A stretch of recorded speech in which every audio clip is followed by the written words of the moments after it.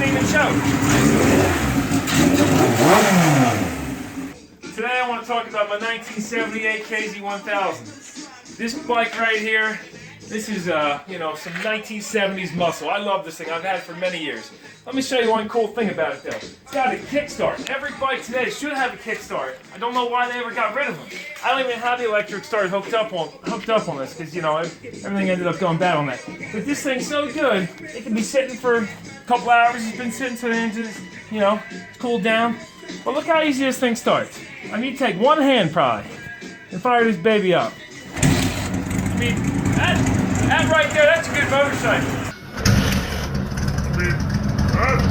That right there, that's a good motorcycle. Fire receipt one. Look at the way that thing fired up. That wasn't even show. Listen to the purr of that thing. I mean, come on. So anyway, if you're looking for a cool bike, get a KZ900, a Z1, or a KZ1000. This is the first fast motorcycle I've ever ridden, and I was hooked since day one. And when I say day one, I'm referring to this time period. This is me back when I was 16 years old on my first street bike, a 1982 Kawasaki KZ1000 LTD.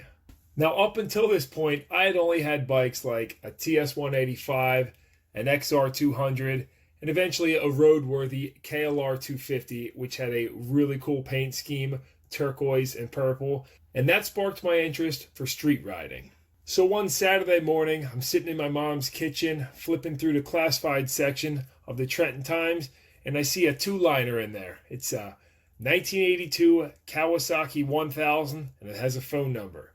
I call this guy up. He's an older gentleman over the bridge in Yardville, New Jersey, about 20 minutes away. I try getting some details on the bike, and he doesn't really seem too interested in dealing with me. But I say, listen, let me come take a look at it, take it for a test drive, check it out. He's like, no, you sound like you're 12 years old. There will be no test drives. I'm like, all right, well, let me go look at this thing and check it out. So I hop on my KLR 250 and ride over there, thinking if he sees I'm on a motorcycle, maybe I'll have better chances of trying this thing out. And when I first see this bike, I was pretty much already falling in love. Well, he ended up being pretty cool and let me take it for a ride. So I hopped on 195, held it wide open, flew through those gears, and before I knew it, I was all the way back in Trenton. I mean, I was just flying down the highway on this thing. I came back to his place, big smile on my face, negotiated the price, and been tearing up the streets on Kawasaki KZs ever since.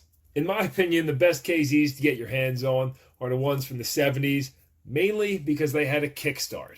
And, seeing movies like Mad Max, the original, seeing these bikes in there, I just fell in love with them. So anyway, while I've had so many bikes over the years, and I love motorcycles, back when I was 16 on that LTD, that was when I came up with the handle KZGuy2, because KZGuy was already taken and KZGuy1 sounded lame.